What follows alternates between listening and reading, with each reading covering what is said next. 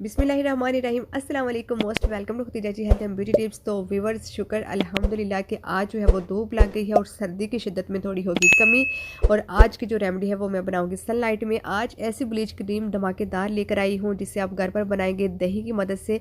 आपको यकीन नहीं आएगा कि गंदे से गंदे पाँव जो है, अगर जले हुए के निशान हैं पाँव के ऊपर, अगर दाग धब्बे हैं या काफ़ी अरसे से आपने अपने जो है वो हाथों पाँव और गर्दन की केयर नहीं की, तो ये रेमेडी रंग कार्ड की तरह काम करेगी। काली मैल को जो है वो उखेड़ देगी और आपकी स्किन जो है वो बहुत ज़्यादा प्यारी निकल के आएगी। तो चलते हैं फिर वीडियो को स्टार्ट कर लेते हैं। वीडियो को स्टार्ट करने से पहले चैनल को कर लीजिए सब्सक्राइब ताकि आने वाली अच्छी वीडियो आप तक आसानी से पहुंच सके। सबसे पहले हम एक नीट एंड क्लीन बॉल ले लेंगे और फर्स्ट इंग्रेडिएंट जो हम इसमें ऐड करने वाले हैं वो है दही। दही आपने 4 टेबल स्पून इसमें ऐड करना है। बहुत ज़बरदस्त सर्दियों की पावरफुल रेमेडी है, ब्लीच क्रीम है, बिना किसी साइड इफेक्ट के है।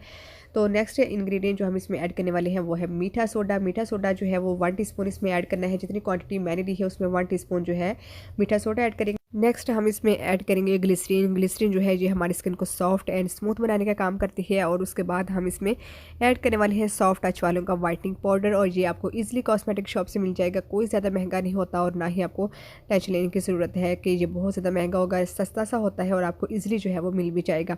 2 टीस्पून जो है वो हम इसमें वाइटनिंग पाउडर ऐड कर लेना है। जितनी क्वांटिटी इस रेमेडी की मैंने बनाई थी, मैंने इसको अपने हाथों पर और अपनी गर्दन के ऊपर अप्लाई किया था और मुझे इसके बहुत ही बेस्ट रिजल्ट मिले थे। तो मैंने सोचा कि ये वाली जो रेमेडी है ये आप लोगों के साथ मैं शेयर करती हूँ ताकि आप लोगों को भी इसके जो है बहुत अच्छे से रिजल्ट मिल सके। तो अब बात कर लेते हैं कि इसको आपने अप्लाई कहाँ कहाँ करना है।